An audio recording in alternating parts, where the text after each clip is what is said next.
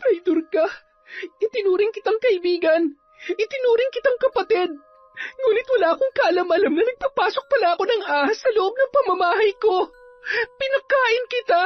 Lahat ibinigay ko sa'yo tapos nagawa mo pa sa akin to. Malandi ka. Hoy Maria, huwag akong sisihin mo kung bakit nanguhumaling sa akin ang asawa mo. Hindi mo daw kasi maibigay ang gusto niya. Hindi ko kasalanan na sa tuwing malungkot ang asawa mo, sa akin siya tatakbo at magsusumbong. Isa pa, matapang ka lang naman sa telepono eh. Wala ka namang binatbat kapag harap-harapan na. Ah, ganun ba? Maghintay ka lang, higad ka.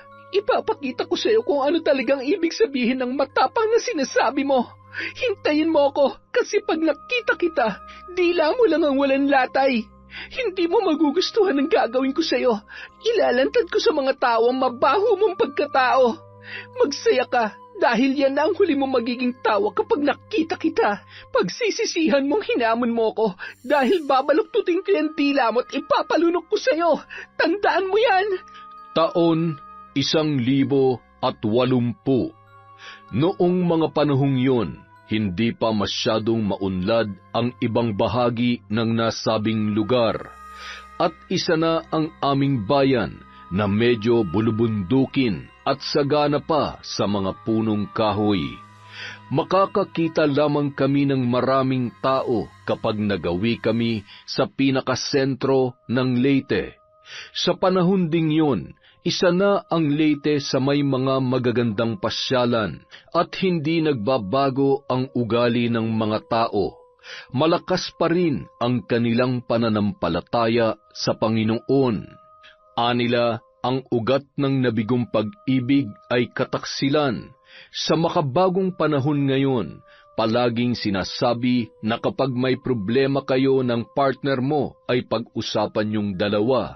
Hindi yung ikukwento mo sa iba at hihingi ka ng payo. May ibang kasabihan na daig ng malandi ang maganda, na minsan pinapatunayan talaga ng ibang tao. At yun ang tampok ng ating kwento.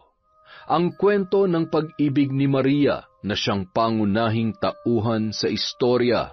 Mabait na babae si Maria. Siya ay hindi marunong magalit. Lumaki sa mga madre dahil maagang naulila.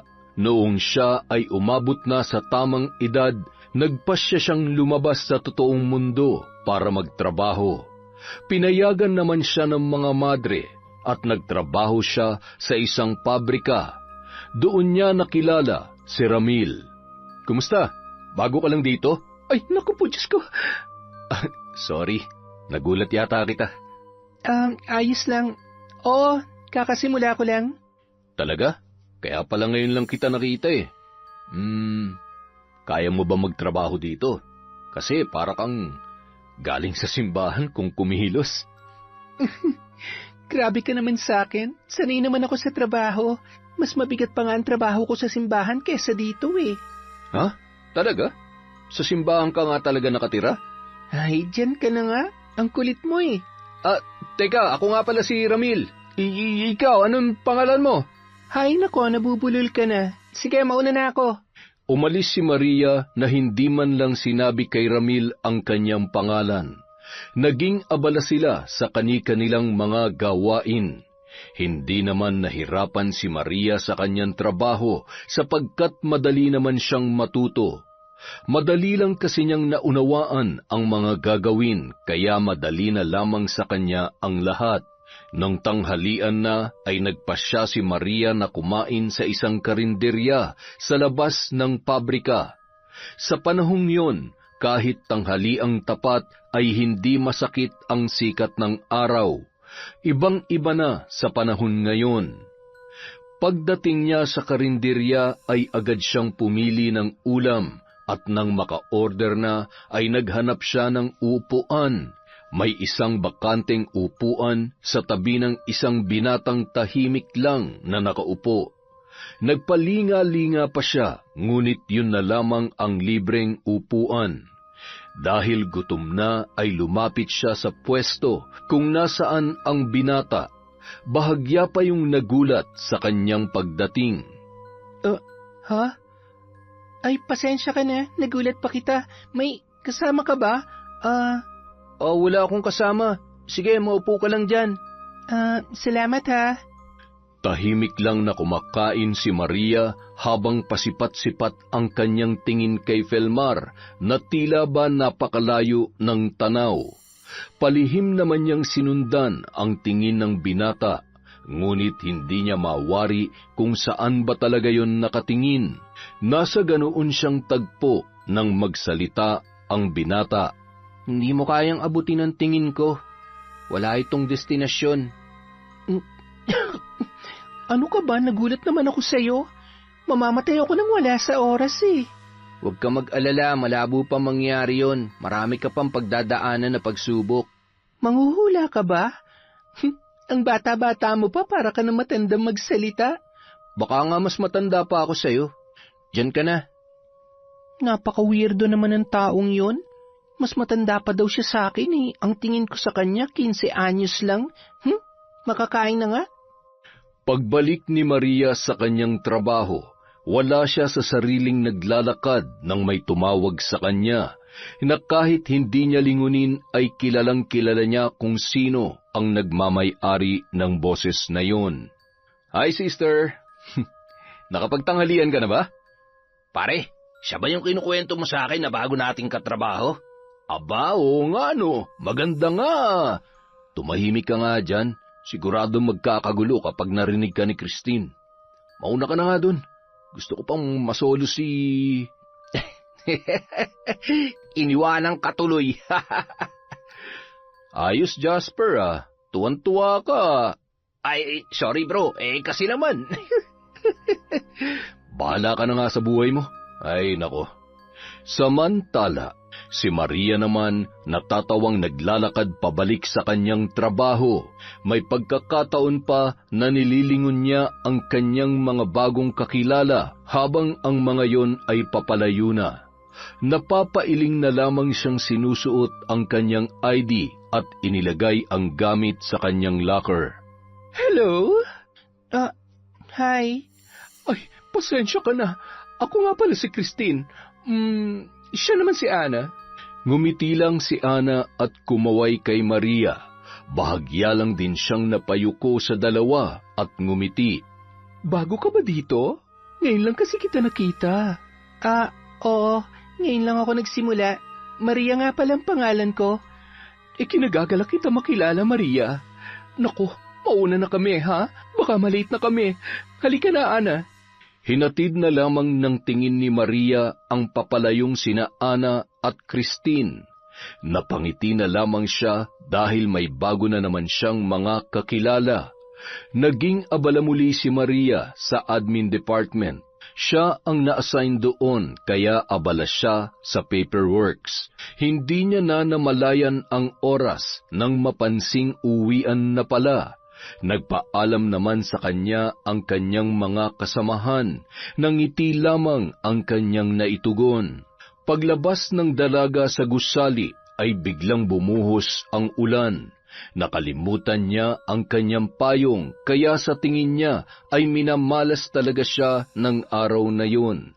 Nakatayo lamang siya sa isang sulok nang may naglalakad na grupo na pamilyar sa kanya ang boses ng isa.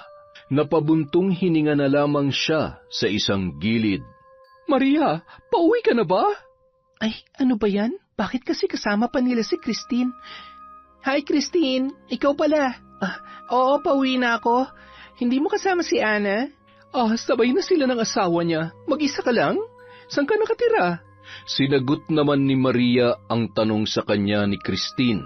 Napatingin ang babae at si Jasper kay Ramil na mayroong makahulugang ngiti. Di ba, Ramil? Bandaron ka rin nakatira? Tol, tadhana na ang gumawa ng paraan. Pwede mo namang sabayan na lang si Sister Maria. Ay nako, tumigil ka nga sa kakulitan mo, Jasper. Oo nga, isabay mo na si Maria para may kasama siya pa uwi. Tayo na, love. Iwan na natin sila. O ano, Maria, Ramil, ingat kayo ha. Bye! Halika na, baka naghihintay na mga bata. Simula ng araw na yun, naging kaibigan niya na ang tatlo at naging mas malapit sila ni Ramil. Napag-isip-isip niya na hindi katulad si Ramil nang iniisip niya na babaero at mambobola. Yun kasi ang unang tingin niya sa lalaki, kaya niya yon iniwasan. Bagay na nagkamali siya dahil maalaga naman ang binata. Kinabukasan, nagulat na lamang si Maria dahil nasa labas na ng kanyang boarding house si Ramil. Pinili niya kasing umupa ng bahay na bawal ang lalaki, kaya naman nasa labas lamang ito. Wala siyang pamilya na pwedeng uwian, kaya nangungupahan lamang siya. Oh, Ramil, anong ginagawa mo dito? Sinusundo ka. Sabay na tayong pumasok. Aba, Maria, ang pogi naman ng sundo mo? Nobyo mo ba yan? Nako, hindi po. Kaibigan ko lang po si Ramil. Siya ho, alis na ho kami. Tayo na, Ramil, baka mahuli tayo. Natatawa namang nagpatiuna si Ramil, habang si Maria ay halos hindi maiguhit ang muka dahil sa hiyang kanyang nararamdaman. Natawa pa si Ramil nang makita niyang namumula ang pisngi ng dalaga. Palabiro din pala yung mga kasama mo doon, no? Ha? Oo. Minsan lang kasi silang makakita ng lalaking nagagawi dyan sa amin. Pagpasensyahan mo na sila. Sana sinabi mo magnobyo tayo. Ano? Ewan ko sa'yo. Bilisan na natin, baka mahuli tayo. Halika na. Lumipas ang mga araw at naging mas malapit pa sila sa isa't isa hanggang sa niligawan na ni Ramil si Maria at sinagot naman siya nito. Nagpasya ang lalaki na yayain ng tumira sa kanyang bahay si Maria. Sa unay ayaw pa ng dalaga, ngunit kalaunan pumayag din yon. Masaya naman ang kanilang pagsasama at mas nagiging magaan ang buhay nila dahil sa pagtutulungan. O, mahal, papasok ka na ba? Ihahatid na kita. Araw ng pahinga mo ngayon, mahal. Magpahinga ka. Hindi mo na ako kailangang ihatid. Sigurado ka ba? Hindi bale, susunduin na lang kita mamaya, ha? Nako, ang gusto ko magpahinga ka. Isa pa, nakakapagod ang trabaho mo sa pabrika, kaya dito ka nilang sa bahay. Sige na nga po, kayo po ang masusunod, Ma'am Maria. Ay nako, ang kulit mo. Aray, bakit kurot? Hindi ba dapat kiss? Ayan na ha. Sige na, mahal, baka malate na ako. Bye. Mag-iingat ka, mahal. Samantala, pagdating ni Maria sa pabrika, "Magandang umaga, Ma'am Maria." Nginingitian niya lamang ang lahat ng bumabati sa kanya. Habang papasok sa opisina, nakita niya naman si Jasper na abala sa paghakot ng mga karton. Magandang umaga, Ma'am Maria. Ma'am talaga? Siyempre, sa loob ng pabrika, Ma'am Maria. Sa labas, Maria lang. Oo nga, no? Sige, ipapadala ba ang mga yan sa Maynila? Opo, Ma'am. Buti nga, naayos to lahat ni Ramil eh. Okay, sige. Dito muna ako. Habang papunta si Maria sa locker, nakita niyang nag-uusap sina Ana at Christine. Agad naman siyang binati ng mga ito nang siya ay makita. Aba, mukhang masaya ka, Christina. Si Jasper kasi, nagyayaya na magpakasal. Heto, tingnan niyo. Talaga? Masaya ako para sa iyo, Christine. Salamat po, ma'am. Si Ramil, kailan naman siya magyayaya magpakasal? Kung kailan niya gusto, hindi ko siya minamadali. Lumipas ang mga araw, buwan at taon. Madalas lumalabas sila Ramil, Maria at ang mga kaibigan nilang sina Jasper at Christine. Minsan sa kanilang bahay kapag mayroong salo-salo ay laging naroon ang mag-asawa. Natuwa naman si Maria nang balak silang gawing pangalawang magulang ni Ramil sa bunso nilang anak. Hindi naman nila ito tinanggihan at naging mas malalim pa ang kanilang pagkakaibigan. Pero katulad ng ibang relasyon, hindi rin naging perpekto ang kina Maria at Ramil. Dumating ang panahon na madalas na silang magtalo kahit sa maliliit na bagay lamang. Ngunit hindi naman natatapos ang araw na hindi sila nagkakabati at nagkakasundo. Isang araw, tinawagan ni Christine si Ramil na hindi alam ni Maria. Balak nitong makipagkita dahil nais niyang magbahagi ng problema kay Jasper dahil alam niyang magkaibigan ang dalawa. Sinabi yon ni Ramil kay Maria at inaya siya nito, ngunit may pasok ang dalaga at hindi siya pwedeng mag-absent. Dahil kaibigan naman nila ang mag-asawa, sinabi niyang puntahan niya yon para mayroong makausap. Samantala, nang magkita ang dalawa, Christine, ano ba kasing pinag-awayan niyo? Ang tagal-tagal niyo na, ngunit bakit ngayon pa kayo nagpasya maghiwalay? Masyado kasing seloso si Jasper. Naiinis na ako sa kanya. Madalas niyang pinagseselosan si Felmar. Si Felmar? Sino ba yun? Yung dati kong kinakasama. Sa totoo lang, Ramil, nagpupunta lang naman si Felmar sa akin para itanong kung kailan ko ipapasya ang anak namin. Ha? Teka, naguluhan ako dun ah. May anak kasi kami ni Felmar. Alam naman yun ni Jasper. Pero lagi niya akong pinagdududahan na may relasyon pa rin kami ni Felmar. Ay, dapat pag-usapan niyo mabuti yan. Wala namang problema na hindi nalulutas sa magandang pag-uusap. Niyakap na lang ni Ramil ang umiiyak na si Christine. Nang makauwi siya sa bahay, ikinuwento niya kay Maria na ikinagulat din ng babae. Sumapit pa ang mga araw na palaging nagsusumbong si Christine kay Ramil. May mga pagkakataon na tinatago na ni Ramil kay Maria ang kanilang pagkikita dahil ang rason ni Christine ay baka iba ang maging interpretasyon ng kanyang kaibigan.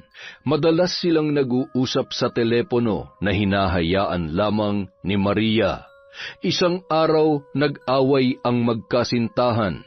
Ito ang matinding away na nangyari sa kanila. Nais ni Ramil na sila'y magkaanak na, ngunit hindi pa handa si Maria na ibigay ang sarili dahil nais niyang makasal muna sila. Ngunit hindi kayang unawain ni Ramil ang bagay na yon. 4 na taon na siyang nagtitiis at iniintindi ang babae, ngunit tila ba nakakaramdam na siya ng pagod. Tinawagan niya si Christine para siya naman ang magbahagi ng kanyang pinagdaraanan. Gusto ko lang naman na magkaanak na kami. Ang tagal ko na nagtitiis na wala nangyayari sa amin. Pero bakit hindi niya ako kayang pagbigyan? Baka naman hindi pa handa si Maria. Unawain mo na lamang siya. Kailan pa siya magiging handa? Kapag makunat na siya? Alam mo, Tin, hindi ko alam kung magsisisi ba ako na siya ang naging kasama ko sa buhay. Pahingi pa nga ng beer. Tama na yan, Mil. Lasing ka na. Kaya ko pa. Hayaan mo lang ako, Tin. Alam mo, minsan nga naiinggit ako kay Jasper kasi naibibigay mong pangangailangan niya. Samantalang ako, tuyot na sa sobrang makaluma ng nobya ko. Mahal ka ba talaga ng girlfriend mo? Para yun lang hindi niya maibigay? Ay, ramdam ko naman na mahal niya ako. Ang problema ko nga lang talaga, hindi niya maibigay yung pangangailangan ko. Akin na nga yan, Mil. Pag nalasing ka, hindi kita kayang buhatin. Inagaw ni Christine ang alak at nagtama ang kanilang paningin. Napayakap din siya kay Ramil. Langhap na langhap niya ang amoy ng alak sa hininga nito na nagdulot ng kakaiba sa kanyang kaibuturan. Balak niyang kumawala, ngunit pinigilan siya ng lalaki at ginawaran ng halik sa labi na nauwi sa pagtataksil. Umaga na nang makauwi si Ramil. Laking gulat niya nang maabutan si Maria na nakaupo sa sofa ng kanilang bahay. Dahan-dahan siyang pumasok, ngunit hindi siya pinapansin ng nobya na nagdudulot sa kanya ng kaba. Tumawag si Jasper. Hinahanap si Christine. Hindi daw kasi nakauwi kagabi. Ha? Bakit akong tinatanong mo? Hindi naman kami magkasama. Wala naman akong sinabi magkasama kayo Mahal, nag-aalala ko sa mga kaibigan natin dahil mukhang ang laki ng problema nila. Ay, ba't ka nga pala inumaga? Saan ka ba nanggaling? Kila nanay. Tumawag ako, hindi ka raw nagagawi doon. Sabihin mo, saan ka nanggaling? Okay, nagliwaliw ako sa parke. Nag-inom ako mag-isa. Tapos doon ako nakatulog. Ganun ba? Kawawa ka naman. Sigurado ako gutom ka na. Halika mahal, may niluto akong sabaw para sa'yo. Humigop ka't may pasok pa tayo. Nagtaka si Ramil sa inaasal ng kanyang kasintahan. Ang inaasahan niya ay magwawala ito at siya ay sasampalin. Ngunit kabaliktaran lahat ang kinikilos nito sa kanyang iniisip. Matapos nilang kumain ay naligo na siya. Paglabas niya ay tapos nang magbihis si Maria at nag-aayos na ng sarili. Pagpasok niya sa kanilang silid ay nakahanda na ang lahat ng kanyang susuutin, mula sa damit hanggang sa kanyang sapatos. Nang makapagbihis siya ay lumabas na siya at naabutan niya si Maria na hinihintay siya. Nang makita siya nito ay napangitiyon, inayos ang kanyang kwelyo, saka inaya na siyang umalis. Maya-maya, papasok na sila sa pabrika nang mapalingon si Maria sa karinderya na madalas niyang kinakainan noon. Nakita niya ang lalaki na madalas umupo sa dati nitong pwesto. Nakatingin ito sa kanila, ngunit naisip niya na madalas lang yung nakatingin sa kawalan, kaya baka namalikmata lamang siya na sila ang tinitingnan. Pagpasok nila ay nakasalubong nila sina Jasper at Christine. Kay Christine agad nakatingin si Maria at nangunot ang noo niya. Nakakaiba ang ngiting hatid ni Christine kay Ramil. Pasimple niyang tiningnan ang nobyo at ganoon din yon kay Christine. San ka galing kagabi, Christine? Hinahanap ka kasi sa akin ni Jasper. Kinaana muna ako tumuli kagabi, ma'am. Nagpalipas lamang ng sama ng loob. Akala ko kayo ni Ramil ang magkasama kagabi. Hindi rin kasi siya umuwi. Biglang napatingin si Ramil kay Maria at ganoon din si Christine. Si Jasper naman ay naggulat sa naging reaksyon ng dalawa. Ano ba yung pinagsasasabi mo, Ma'am Maria? Sabi ko, akala ko lang. Kasi pareho kayong hindi umuwi. Siyempre magkakaibigan tayo. Baka lang kako naglabas si Christine ng sama ng loob sa'yo sa away nila ni Jasper. Ay nako, mabuti pa magtrabaho na tayo. Mauna na ako, Ma'am Maria. Love, pasok ka na rin ha. Napangiti namang tumango si Maria at hinatid ng tingin ang papalayong kaibigan.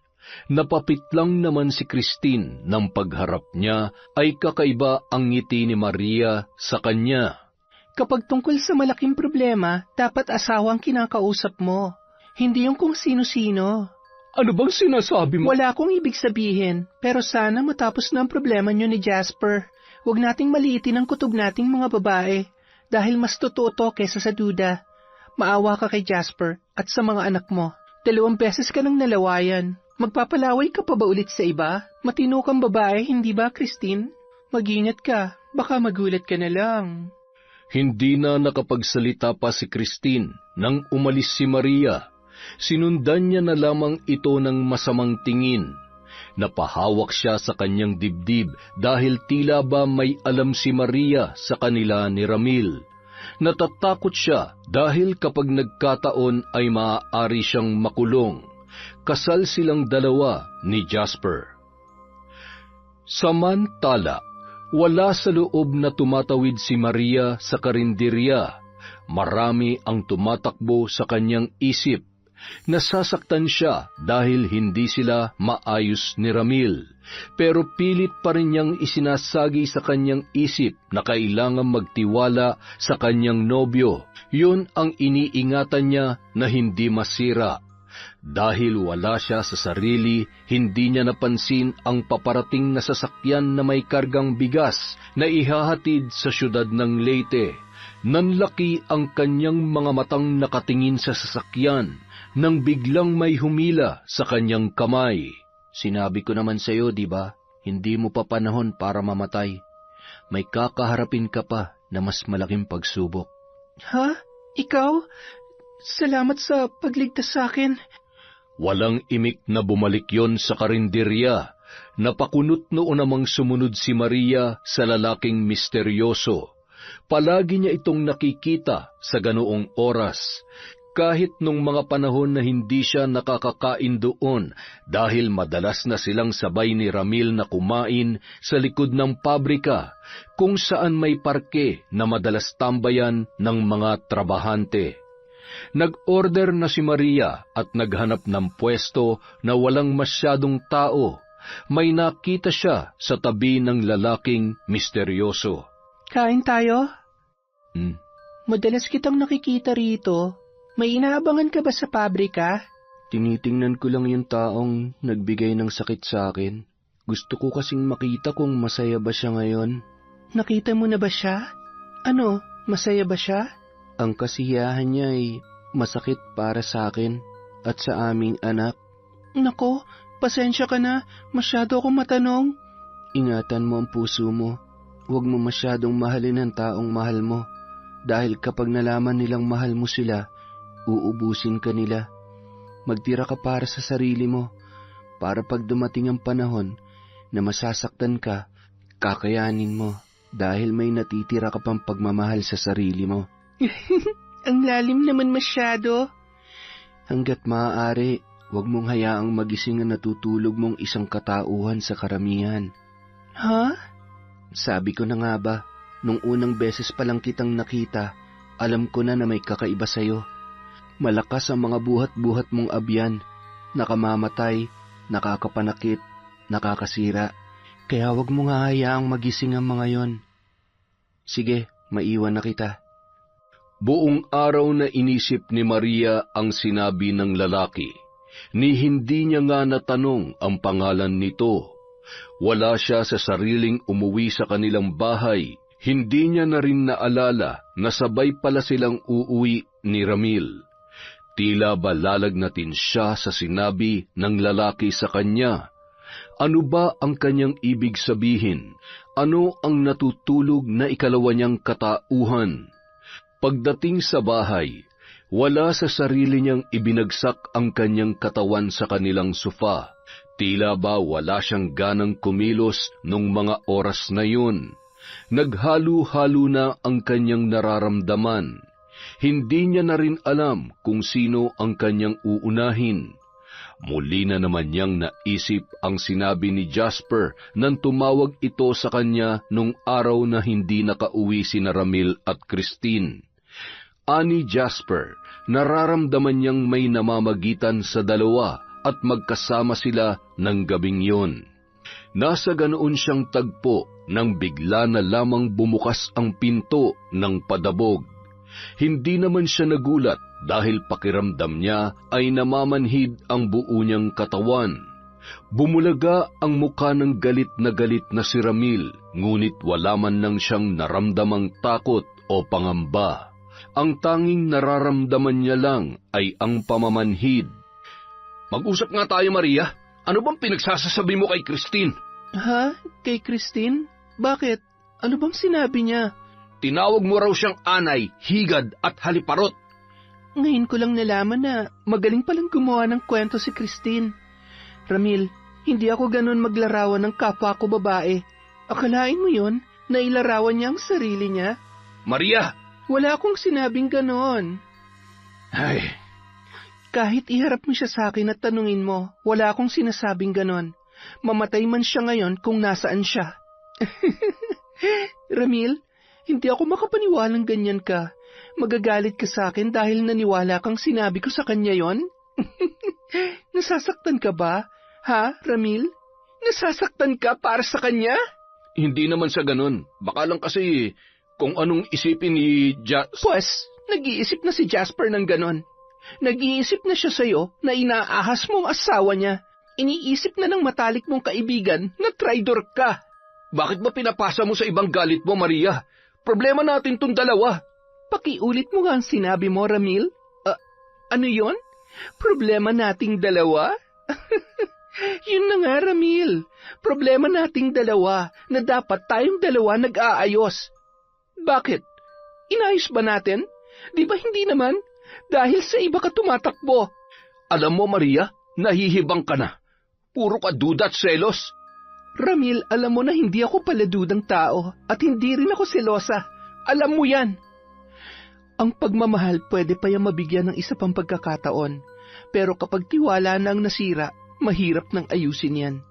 Para yung basag na baso na binuo mo, mabubuo ulit pero punong-puno na ng lamat. Nagbubulag-bulagan lamang ako dahil mahal kita. Pero wag mo akong bigyan ng dahilan na makagawa ng bagay na hindi mo magugustuhan. Lumipas pa ang mga araw. Palala ng palala ang away ni Ramil at Maria. Ganoon din sina Jasper at Christine. Lingid sa kaalaman ng dalawa, lihim na nagkikita sina Christine at Ramil at paulit-ulit din na may nangyayari sa kanila. Isang araw, umalis si Christine na di niya alam na sinundan siya ni Felmar at nakita ni Felmar na pumasok sa isang maliit na apartel sina Ramil at Christine. Alam niyang hindi ito ang asawa ng dati niyang kinakasama dahil kilala niya si Jasper. Naisip niya na ginagawa rin ni Christine kay Jasper ang ginawa nito sa kanya. Naisip ni Felmar na bigyan ng leksyon ang babae, kaya inabangan niya si Jasper sa pabrika. Hinintay niya itong lumabas para kausapin. Nang makita niya si Jasper ay agad niya itong nilapitan. Gumuhit pa ang galit sa mukha ng lalaki nang makita si Felmar. Bago ka magalit sa akin, nais kong malaman mo na wala akong intensyon na bawiin si Christine. Natuto na ako sa sakit na binigay niya sa akin. Ang gusto ko lang ay bigyan niya lang ng halaga ang anak namin. Bakit? Hindi ba siya nagbibigay ng sustento? Pagdating sa pinansyal, sagot ko na yon. Ako may responsibilidad sa bagay na yan. Ang responsibilidad lang niya ay magpakaina siya sa anak namin. Pero ang agawin siya, malabo pa sa hamog na mangyari yon. Pasensya ka na sa akin, akala ko kasi pero wala siya ngayon Alam ko, dahil nakita ko siya. Nararamdaman ko naman na mabuti kang tao at hindi ka nararapat na masaktan. Anong ibig mong sabihin? Sumama ka na lang sa akin. Gusto ko na ikaw mismo makakita. Agad silang nagpunta sa lugar kung saan nakita ni Felmar si Christine na may kasamang ibang lalaki. Kinabahan si Jasper, tila ba nahuhulaan niya na ang mangyayari. Agad niyang tinawagan si Maria dahil may kutob siyang si Ramil ang kasama ni Christine. Tinanong pa siya ni Felmar kung sigurado ba siyang asawa ng kanyang kaibigan ang kasama ni Christine. Ilang minuto lang ang lumipas ay may tricycad na huminto sa harap nila. Bumaba roon si Maria na nagtataka. Hindi kasi sinabi ni Jasper kung ano ang dahilan at lalong nalito si Maria nang makita niya na nandoon si Felmar. Jasper, ano nangyayari? Bakit mo ako? Teka, anong lugar to? Tsaka, bakit kasama mo siya? Siyang dating kinakasama ni Christine, Maria. Ha? Teka, ano bang ginagawa natin dito? Iniwan natin ang mga trabaho natin dahil dito. Ano ba meron? Lumabas na sila. Sabay pa silang napatingin sa apartel at nakitang nagtatawanan sina Christine at Ramil. Tila nakulangan pa sila sa ginawa sa loob dahil sa maalam na halikang iginawad nila sa isa't isa. Nanlaki ang mga mata ni Maria na nakahawak kay Jasper habang ang lalaki ay pinipigilan ang sariling sugurin ang dalawa. Mukhang masaya at kulang pang ginawa niyo sa loob, laba. Naputol ang paghahalakhakan ni na Christine at Ramil at halos sabay pa silang nagulat at nagmistulang basang sisiw nang makita ang kanilang mga asawa. Habang sina Jasper at Maria ay nagpipigil ng kanilang galit, si Maria naman agad na sumakay ng tricycad at umalis. Hinabol naman siya ni Ramil. Ha? Love? Huwag kang lumapit sa akin. Nandidiri ako sa'yo. Huwag ka nang uuwi sa bahay. Hintayin mo na lang ang demanda ko sa inyo ng kalaguyo mo. Love, Jasper, patawarin mo ako. Lumayo ka. Nandidiri ako sa'yo. Jasper, pakiusap patawarin mo ako. Jasper! Yang sakit na nararamdaman mo, kulang pa yan. Maling tao ang sinaktan ninyo. Hindi siya makapapayag na hindi makapaghiganti. Wika ni Felmar, sabay umalis. Naiwan si Christine na umiiyak. Nasa ganoon siyang tagpo nang mag-ring ang kanyang cellphone. Nang sagutin niya ito ay galit na boses agad ni Maria ang kanyang narinig. Traidor ka! Itinuring kitang kaibigan! Itinuring kitang kapatid! Ngunit wala akong kaalam-alam na nagpapasok pala ako ng ahas sa loob ng pamamahay ko. Pinakain kita. Isinubo ko na sa iyo ang lahat pero hanggang braso ko pa ang kinain mo. Malandi ka! Hoy Maria, huwag akong sisihin mo kung bakit nanguhumaling sa akin ang asawa mo. Hindi mo daw kasi maibigay ang gusto niya. Hindi ko kasalanan na sa tuwing malungkot ang asawa mo, sa akin siya tatakbo at magsusumbong. Isa pa matapang ka lang naman sa telepono eh. Wala ka namang binatbat kapag harap-harapan na. Ganun ba? Maghintay ka, higad ka. Ipapakita ko sa iyo kung ano talagang ibig sabihin ng matapang na sinasabi mo. Hintayin mo ko, kasi kapag nakita kita, dila mo lang ang walang latay sa akin. Hindi mo magugustuhan ang gagawin ko sa iyo dahil ilalantad ko sa mga tao ang mabaho mong pagkatao. Magsaya ka, dahil yan na ang huli mo magiging tawa kapag nakita kita. Hindi mo gugustuhin na hinamon mo ako dahil babaluktutin kayong dila mo at ipapalunok ko sa iyo. Tandaan mo yan, higad. Mas matanda ka sa akin pero napakalandi mo. Huwag mo akong takutin dahil hindi ako natatakot sa iyo. Kaya ka pinagpapalit ng asawa mo kasi manang ka na. Kasalanan mo yan. Hindi baling manang, Christine. Hindi baling mamatay akong birhen kesa nabubuhay akong nilalawayan ng kahit na sino. Ito ang tandaan mo. Hindi kita hahayaang maging masaya. Kukunin ko ang anong meron ka. Lahat ng mahalaga sa iyo isasama ko sa hukay. Kaya titigan mo na mabuti ang mga anak mo dahil isa-isa ko silang kukunin sa iyo. Maghintay ka lang. Humanda ka. Magsasalita pa sana si Christine, ngunit pinatay na ni Maria ang kabilang linya. Dali-dali siyang pumara ng tricycad at nagmamadaling umuwi. Naisip niya ang sinabi ni Maria, kailangan din niyang tumungo sa pulis para sa pagbabanta ng dalaga. Samantala, hindi umuwi si Maria sa kanilang bahay. Nagtungo siya sa isang gubat. Hindi niya alam kung paano niya ito natunton. Mayroon siyang nakita na isang kubo. Hindi niya maunawaan, ngunit parang pamilyar sa kanya ang lugar na yon. Sinipat niya ang kabuuan ng kubo. Parang may ala-ala sa isip niya ang sumagi at may pakiramdam siyang may koneksyon yon sa kanya. Pumasok siya sa loob at diretso sa silid na parabang pamilyar na pamilyar para sa kanya. May isang kahon siyang kinuha at binuksan. Makikita sa loob ang mga kagamitan sa pambabarang. Natagpuan na lamang ni Maria na inaayos niya na ang mga yun. Nilagay sa saktong lalagyan. Kinuha ang isang bungo at ipinatong sa ginawa niyang altar. At ang huli ay isang manika na may nakakatakot na muka. Kinuha niya ito at itinaas, saka nag-usal ng isang panalangin na hindi niya alam kung saan niya natutunan o saan nanggaling. Tila ba nakikita ni Maria ang kanyang sarili na nakaluhod at nag-uusal ng dasal na hindi niya maintindihan. Itim na kapangyarihan, humayok at bigyan ng karamdaman ang taong nanakit sa akin. Iparanas mo sa kanila ang sakit at hirap na dinanas ko. Iparanas mo sa kanila ang pighati at iparinig mo ang aking pagtatangis. Sumasampalataya sa iyo ang aking kaluluwa. Ipagkaloob mo sa akin ang iyong kapangyarihang sila ay maparusahan. Ano ba itong ginagawa ko? Bakit ako naririto? Anong lugar ito? Hindi ko mapigilan ang aking sarili. Ano nangyayari sa akin?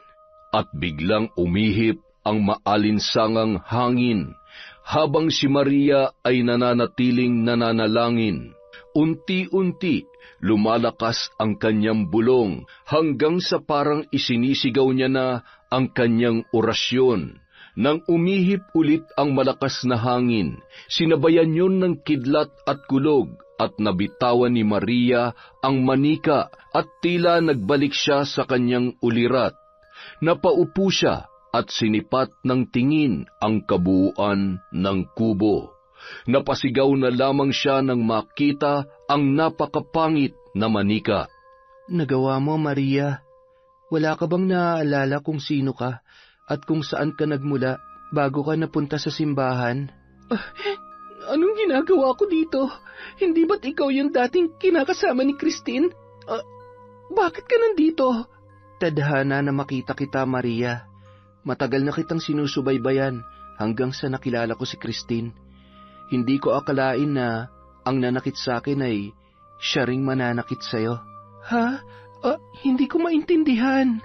Ginamit mo ba ako? Hindi, Maria. Yan ang kapangyarihan na minana mo sa iyong angkan. Ang lahing pinagmulan mo ay mga mangkukulam at mambabarang. May kapangyarihan kang makapanakit ng mga taong mananakit sa'yo. Hindi. Ayaw kong manakit ng kahit na sino man. Ngunit nagawa mo na, Maria.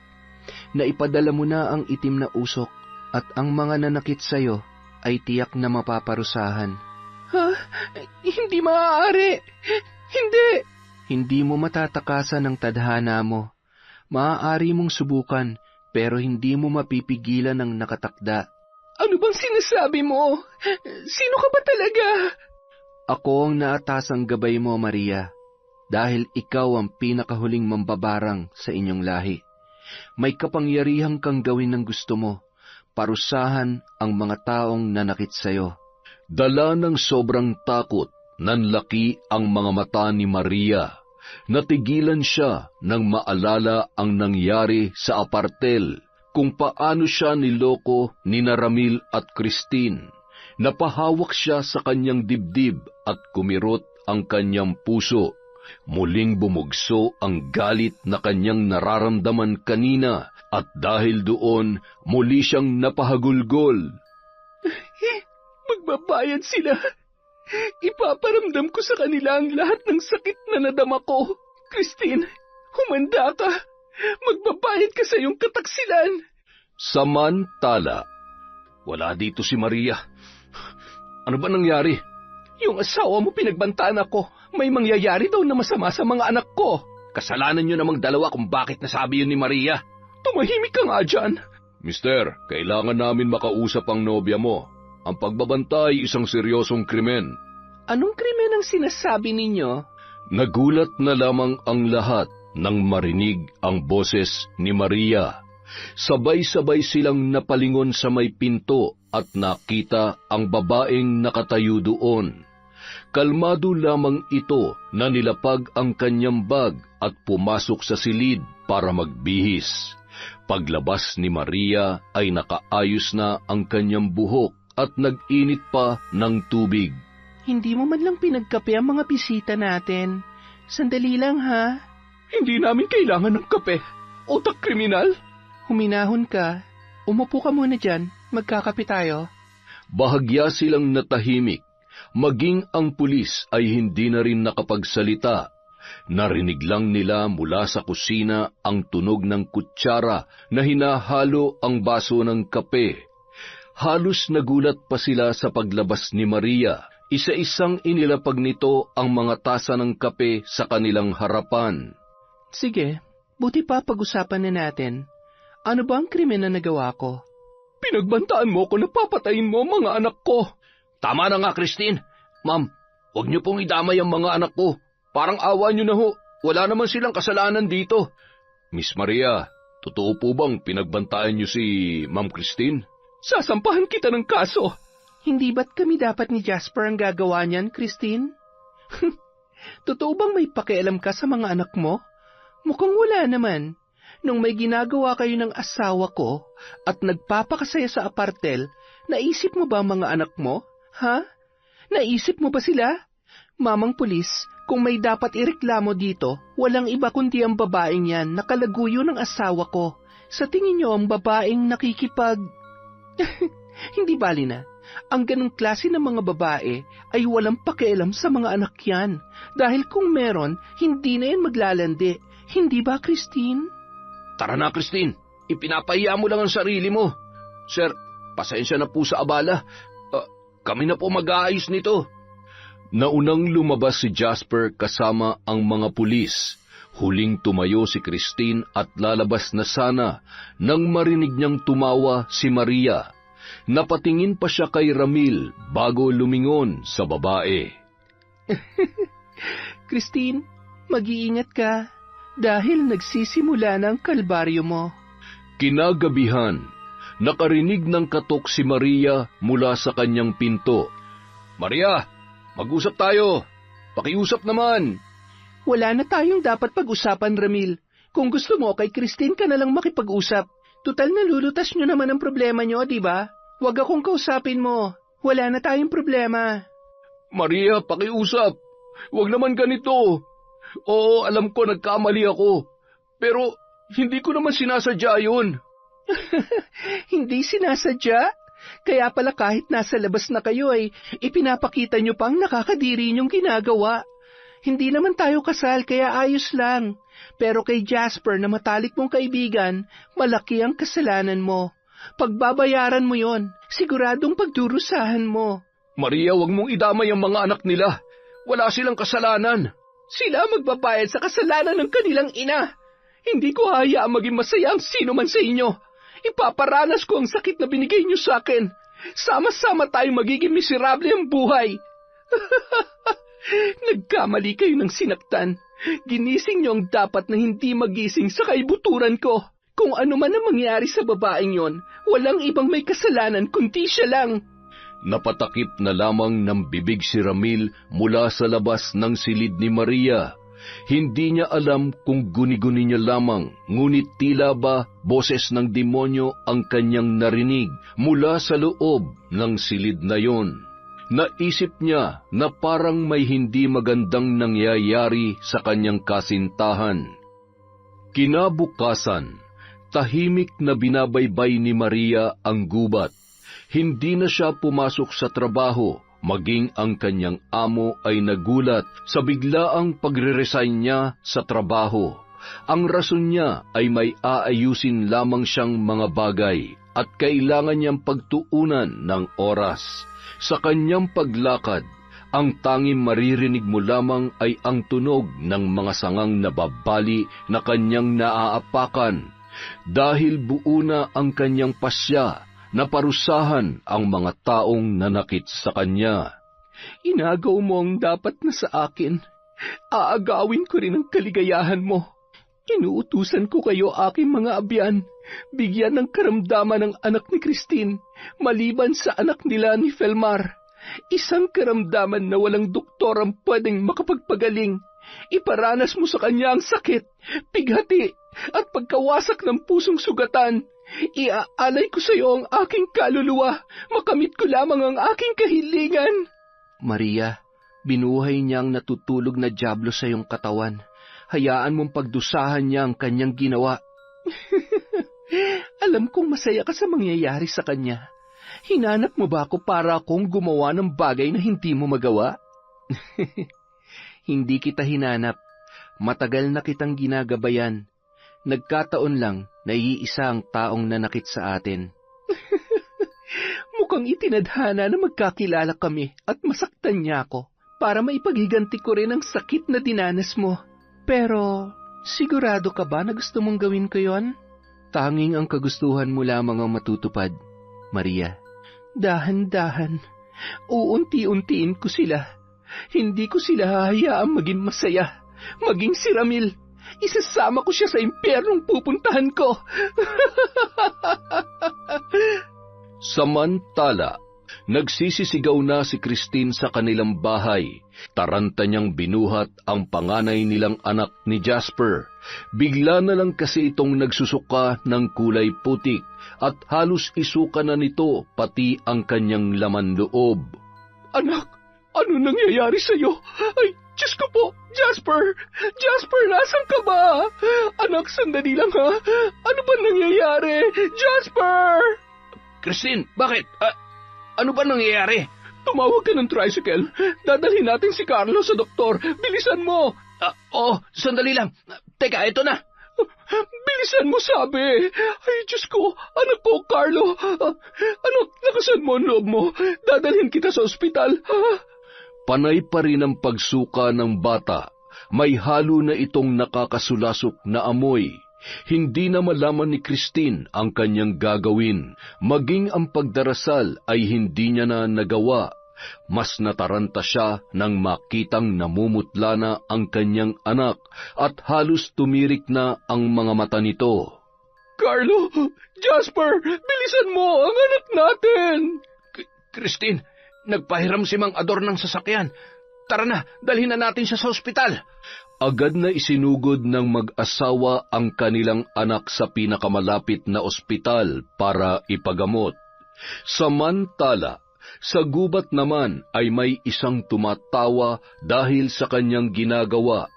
Maririnig ang kanyang tawa na tila ba sumasabay sa hangin at nagiging musika sa mapanglaw na gabi. Nagaganap na. Ito na ang simula ng paghihiganti ko. Anong masasabi mo, Christine? Simula pa lang yan. Wala pa tayo sa pinakamagandang eksena. Sumugod si Christine sa bahay nila Maria. Nakasunod naman si Jasper para pigilan yon. Nang mga oras na yon ay nagliligpit na si Maria ng kanyang mga gamit at aalis na sa bahay ni Ramil. Pinigilan siya ng lalaki, ngunit buo na ang kanyang pasya na umalis. Nasa ganoon silang tagpo nang biglang bumukas ang kanilang pintuan. Pabalibag pa ito kung buksan ng sinumang manggagambala sa gabing yon. Maria, ano? Masaya ka na? Christine, ano ba? Tama na. Huwag mo nang dagdagan ang galit ni Maria. Maria, pakiusap. Huwag mo naman itong gawin sa mga anak namin. Wala silang kinalaman sa nangyari sa'yo. Huwag mo silang idamay. Habang pinakikinggan ang sinasabi ni Jasper, tahimik lamang si Maria na tila walang naririnig. Manahimik ka nga, Jasper. Inutil ka talaga. Napakaduwag mo. Teka, ano ba nangyayari? Ano bang kaguluhan to? Ito ang naging bunga ng kalokohan na ginawa niyo ni Christine. Maria, huwag mo idadamay ang anak ko sa galit mo sa akin. Ako na lang ang pahirapan mo. Wala siyang kasalanan sa ginawa namin ni Ramil. Nagulat sila nang tumayo si Maria. Diretso lang ang tingin nito sa kanila. Maging si Ramil ay nagulat din sa ginawa ng kanyang kasintahan. Para sa kanya, hindi na ito ang Maria na nakilala niya. Hindi na ito ang Maria na kanyang minahal. Hindi ikaw kung sapat lang, Christine. Bago ka sana gumawa ng kalokohan, inisip mo kung ano ang kahihinatnan. Hindi ako may gawa kung ano man ang nangyayari sa anak mo, Christine. Ang gumawa nun ay walang iba kundi ikaw. Ikaw na nga tong gumawa ng mali. Ikaw pang matapang. Demonyo ka, Maria. Napakasama mo. Ikaw ang gumawa sa demonyong ito. Kayo ni Ramil. Kayo ang lumikha sa demonyong ito kaya nararapat lang na magdusa ka. Tsaka, ano nga palang ginagawa mo dito? Dapat binabantayan mo ang anak mo. Baka kasi hindi mo na siya maabutang buhay. Nanlaki ang mga mata ni na Christine at Jasper, at ganoon din si Ramil. Para ng demonyo kung tumawa si Maria. Naalala niya yung gabi na nag-usap silang dalawa, na nakarinig siya ng boses na tila sa demonyo. Napasigaw si Christine nang tumawag ang nurse na nagsusuka umano ng mga uod ang kanyang anak at nagkaroon ng bukol ang balat nito na tila may gustong lumabas. Maria, kapag may nangyari sa anak ko, papatayin kita. Paano mo magagawa yon kung susunod ka na rin naman? Hindi ka nga humihingi ng tawad, ni hindi mo pinagsisisihan ang ginawa mo.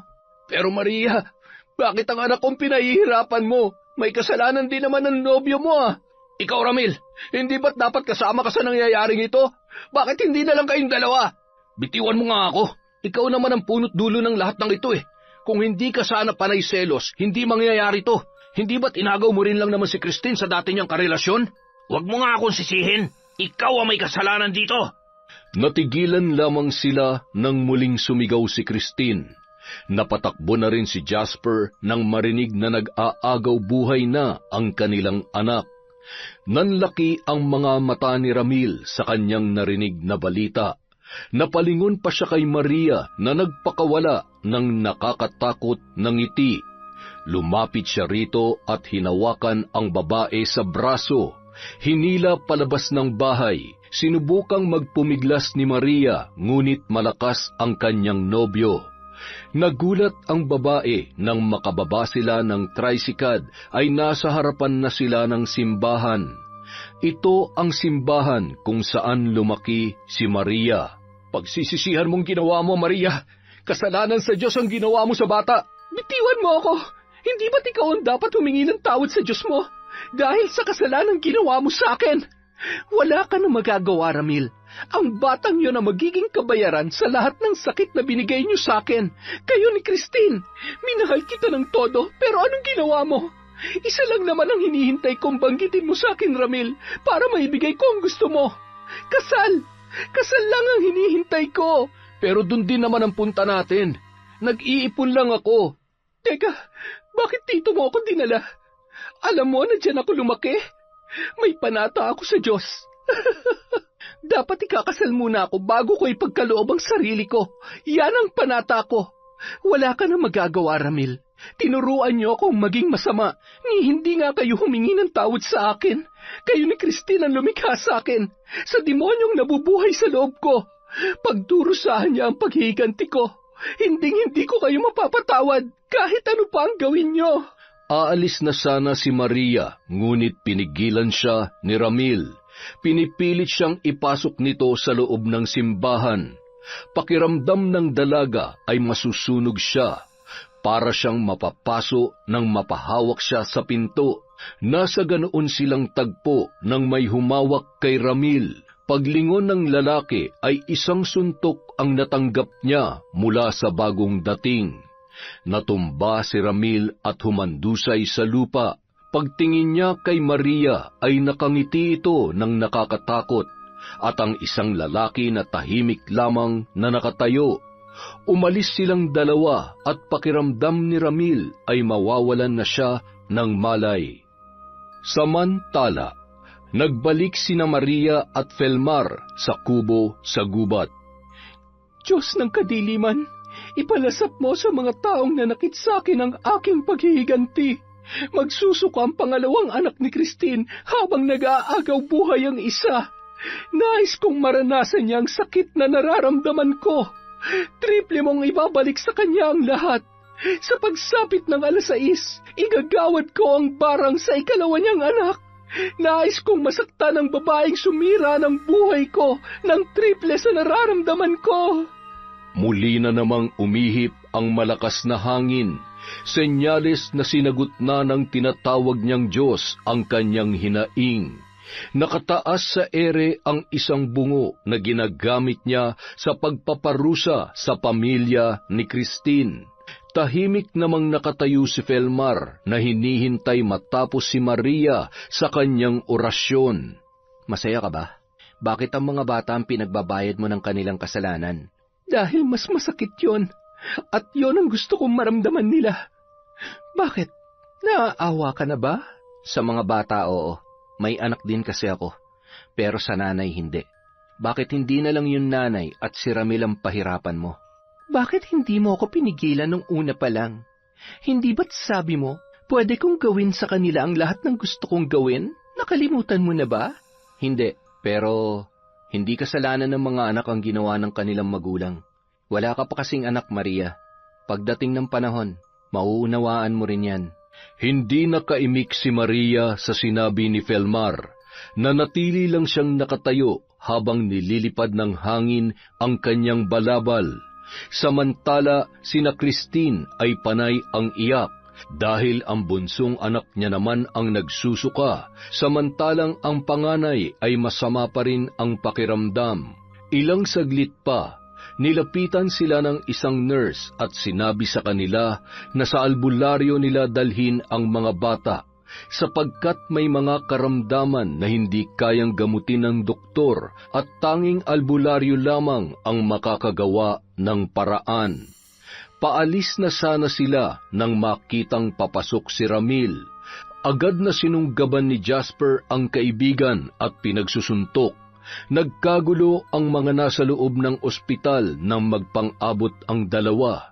Panay naman ang pigil sa kanila ni Christine at ng iba pang naroroon. Kasalanan yung dalawa to.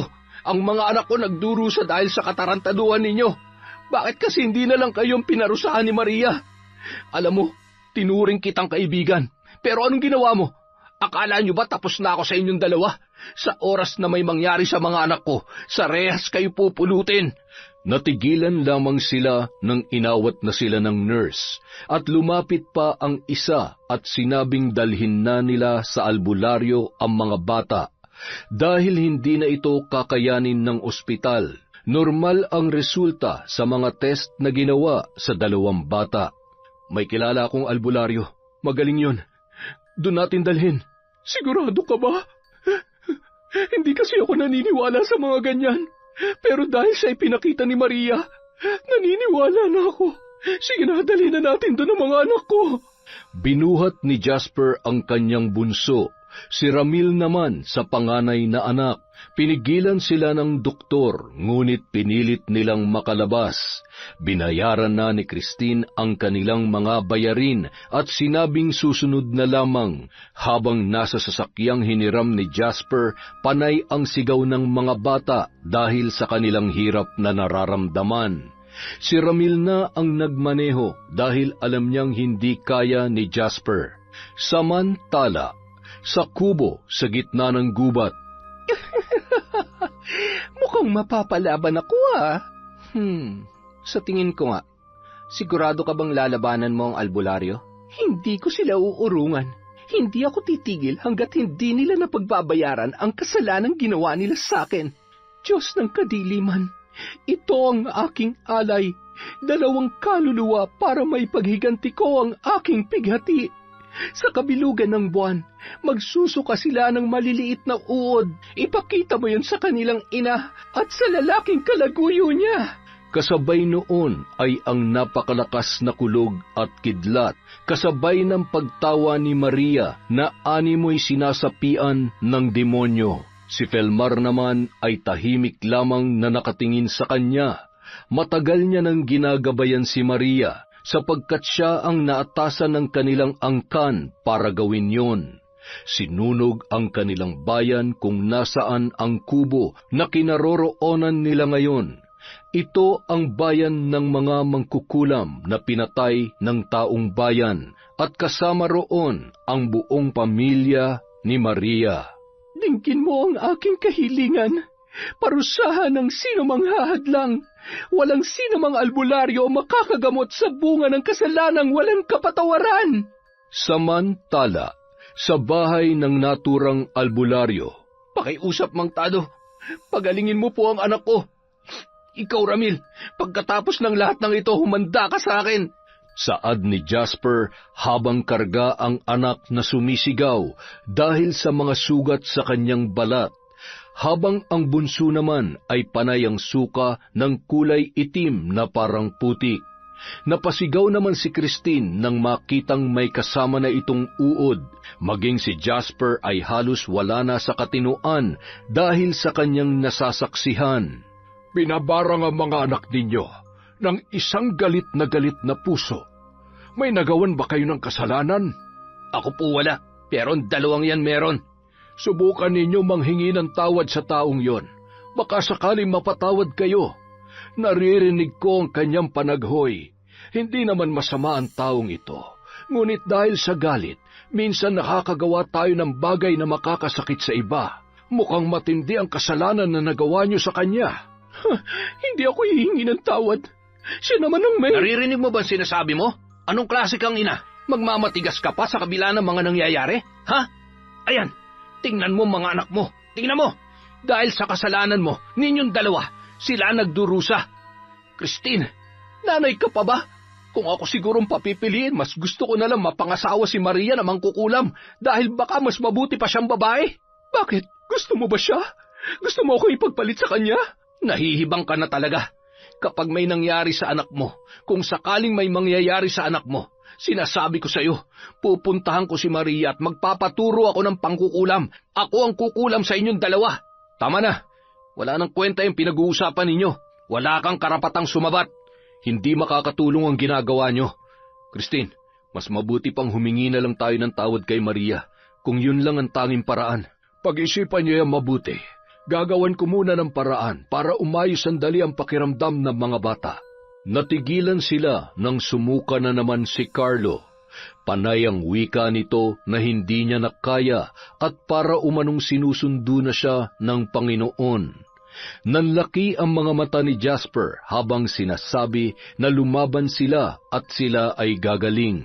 Malakas ang mambabarang. Hindi siya papayag na tayo'y magtagumpay.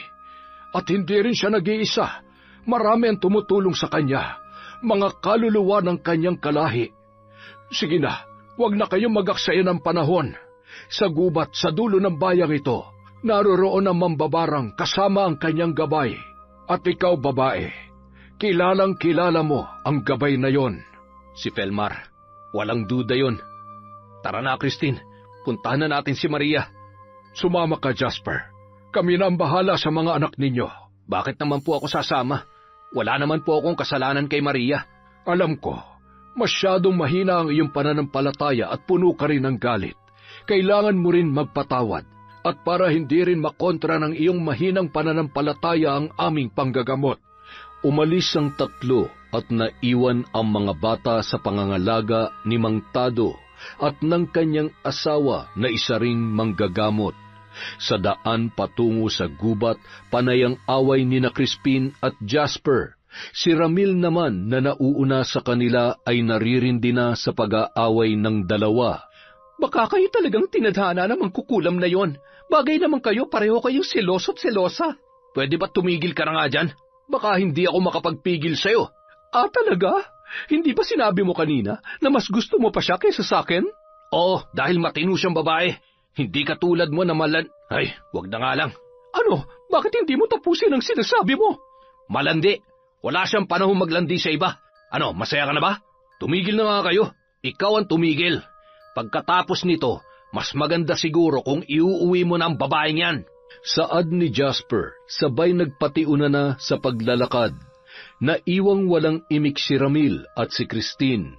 Hindi nila namalayan ang oras. Halos sabay pa silang nagulat sa nakitang kubo sa di kalayuan mula sa kanilang kinatatayuan. Nagpalinga-linga sila sa paligid, ngunit wala silang nakikitang ibang bahay maliban sa kubo. Napapaisip pa sila kung paano si Maria nabubuhay sa ganito kasukal na kagubatan. Samantala, napangiti si Maria habang nakaupo sa harap ng kanyang munting altar. Sa isip niya may hindi siya inaasahang bisita. Inayos niya ang kanyang balabal habang hinihimas ang 2 bungo na nakapatong sa kanyang mga hita. Maingat niyang inilagay ang mga bungo sa altar na ginagamit niya para pahirapan ang 2 bata. Mukhang may bisita tayo. Harapin mo ba sila? Oo naman. Halika, samahan mo ko. Palabas na sila ng kubo nang makitang nagtatalo ang 3. Hindi sila nito napansin dahil tila mga batang nagtutulakan kung sino ang unang magpapaliwanag. Anong ginagawa niyo dito? Nandito kami para humingi ng tawad. Pakiramdam ko maiiyak ako dahil napakasinsero mo naman humingi ng tawad. Tagus talaga sa puso ko. Pero parang ayaw kitang patawarin. Maria, patawarin mo na kami. Kung gusto mo kami na lamang ang parusahan mo. Totoong luha ba yan? Kasi...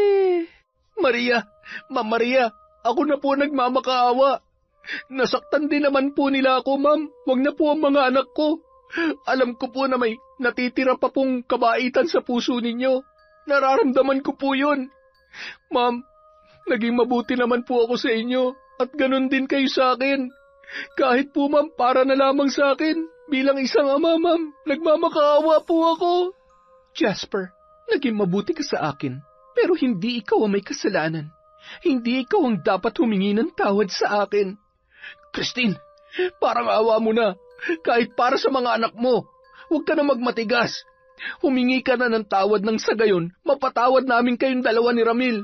At mapatawad at mapalaya din namin ang aming mga sarili sa galit. Maria, patawarin mo ko. Naging masama akong nobyo, alam ko. Alam ko na hindi ako nararapat sa'yo. Hindi ko pinahalagahan ang pagmamahal mo. Nadala lang ako pero alam ng Diyos kung gaano kita kamahal. Hindi ko kaya, Maria, na mawala ka sa akin. Bigyan mo pa ako ng isang pagkakataon. Maghihintay ako kung kailan ka magiging handa. Ayusin natin to, Maria. Magsimula tayo muli at aalis na tayo sa lugar na to. Humanap tayo ng lugar kung saan ulit tayo makakapagsimula na maayos. Napapikit si Maria dahil sa kanyang narinig. Alam niyang galit siya kay Ramil, ngunit alam din niya na mahal niya ito. Kaya lamang may bahagi sa kanyang pag-iisip na hindi pa handang magpatawad, ngunit naantig ang kanyang puso. Ito lang naman ang kanyang hinihintay na dapat sa simula pa lamang ay ginawa na ng mga taong nasa kanyang harapan. Hindi ka bawasan sa ating pagkataong paghingi ng tawad, Christine. Alam ko na ito ang pinakamahirap na salita, lalo na kung ikaw ay taong mapagmataas sa iyong sarili. Ngunit ang pinakamahirap na salitang yan ay kayang tunawin ng pusong galit na galit. Para sa mga anak, gagawin ng isang ama ang lahat kahit palumuhod siya at ibaba ang sarili at dangal. Hinahangaan kita sa bagay na yan, Jasper. Ikaw, Christine, kailan ka magpapakaina sa mga anak mo? Bigla silang napalingon sa unahan nang may batang dumating na sa tingin nila ay nasa 9 na taong gulang pa lamang. Maging si Maria ay nagulat din sa kanyang nakita. Nakangiti itong kumakaway kay Felmar habang papalapit sa kanila. Nang makita ni Christine ang bata, ay napaluhod ito at biglang umiyak. Napatingin si Maria sa bata. Marahil ito ang anak ni na Christine at Felmar. Tumakbo ang bata papunta sa kanyang ama at niyakap ito ng mahigpit. Anong ginagawa mo dito? Papa, sino po sila? Bakit po sila umiiyak? Mga taong nakagawa ng kasalanan sa Tita Maria mo. Naalala mo ba si Tita Maria? Yung madalas nating bantayan sa pabrika? Yung huling babae sa angkan na sinunog ang bayan? Opo, naaalala ko po siya. Tita Maria, alam ko po matindi ang inyong galit kasi masakit po talagang masaktan, lalo na kung ang nakagawa sa inyo ng kasalanan ay yung mga taong mahal nyo. Ganyan din po ang naramdaman ko nun, diba Papa? Nung binaliwala tayo ni Mama, hanggang sa dumating na lang yung araw, hindi ko na siya hinahanap. Napatingin silang lahat kay Christine, habang ang babae ay napatakip naman ng kanyang bibig. Hindi na siya naaalala ng kanyang anak, na kahit kaharap siya nito ay hindi siya matandaan. Tila kumirot ang kanyang puso dahil sa sinabing yon ng kanyang anak. Ang unang anak na kanyang iniluwal at una niyang minahal, pero iniwan niya dahil nagtaksil siya kay Felmar para kay Jasper. Pero alam mo, Tita Maria, sabi po nila, kapag nagpatawad daw po tayo, doon natin malalaman ang kabuluhan ng buhay. Nasaktan po ako nung iniwan kami ni Mama, pero mas pinili ko pong magpatawad na lang at kalimutan na lang ang lahat. Kung mahal natin ang tao, piliin natin magpatawad at hayaan na lang po natin ang Diyos sa lahat ng bagay. Mainam na po ang magpatawad kesa pagsisihan natin yun sa huli. Ano man po ang nagawa nilang kasalanan, wag po natin gawin yung dahilan para maging masama tayo.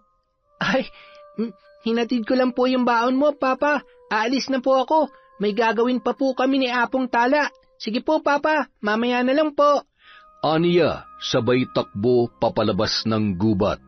Maririnig ang pag-iyak ni Christine na akala mo'y hinihiwa ng 1,000 itak ang kanyang puso. Napalingon si Jasper at si Maria sa kanya nang siya ay simulang magsalita. Maria, patawarin niyo ako ni Jasper. Nadala lamang ako ng panahong yon. Nagpadala kami sa bugso ng damdamin. Alam ko kulang ang mga salita, luha at hinagpis na ilalabas ko ngayon kumpara sa naranasan mo. Pakiusap, ako na lang ang parusahan mo, huwag na ang aking mga anak. Maria, patawarin mo ko. Patawarin mo rin ako, Felmar, sa ginawa ko. Napakasakit na hindi na ako kilala ng aking anak at hindi niya na rin ako kailangan. Ito'y sapat ng parusa sa akin ng Diyos na hindi ko makakalimutan kailanman. Patawarin niyo ko. Patawarin niyo ko. Kasal tayo sa mata ng Diyos, kaya pinapatawad kita. Mahal kita at yun lang ang mahalaga. Nagmamakaawa kami sa iyo, Maria. Pagalingin mo ng mga anak namin. Pakiusap, patawarin mo kami. Pinapalaya ko ng aking sarili sa galit, Christine. Pinapatawad na rin kita. Bukas ang aming tahanan para muli kang makilala ng anak natin. Napatingin si Maria kay Felmar at hinawakan niya ang kanyang puso. Ganoon din kina Jasper at Christine. Muli niyang hinawakan ang kanyang dibdib, napawi ang galit at hinagpis at nakaramdam siya ng pagpapatawad. Pumasok siya sa silid ng kubo at nagdasal. Muling umihip ang malakas na hangin, kasabay ang pagdagundong ng kulog. Ilang minuto din sa loob si Maria. Inalis niya na ang lahat ng kanyang itinanim habang umuusal ng hindi maintindihang panalangin. Maya-maya ay lumabas na siya sa loob ng kubo. Umuwi na kayo. Magaling na sila. Maraming salamat, Ma'am Maria. Halika na, Christine. Salamat, Maria. Ramil, hayaan na lang natin ang panahon para sa ating dalawa. Kung talagang tayo ang para sa isa't isa, hayaan mo munang maghilom ang sugat sa puso ko. Pinapatawad na kita, pero hindi pa kita kayang bigyan ng pagkakataon. Kahit saan man ako makarating, kung tayo ang para sa isa't isa, darating ka. Pero sa ngayon, hayaan mo na lang muna ako. Nauunawaan ko. Maghihintay ako, Maria. Sana'y mapatawad mo rin ako. Aniya, sabay umalis nang walang lingon-lingon. Hinatid na lamang siya ng tanaw ni na Maria at Felmar habang papalayo sa kubo. Kung mahal mo, mahalin mo. Kung mahal ka, saan ka man magpunta, hahanapin ka niya. Alam ko, at maghihintay ako hanggang sa mahanap niya akong muli. Alam ko na darating ka, Ramil. Hindi man kita hintayin, alam kong tayong dalawa ang nakatakda. Kapag dumating ang araw na handa ka na, alam mo kung saan ako matatagpuan. Yun! Napakaganda na naman po ng kwento natin. And again, pasensya na po ulit. Sobrang busy lang talaga ngayon. Pero sa susunod, sinisiguro ko na meron ulit tayong shout-out. Maraming salamat po sa pakikinig sa Kwentong Enteng.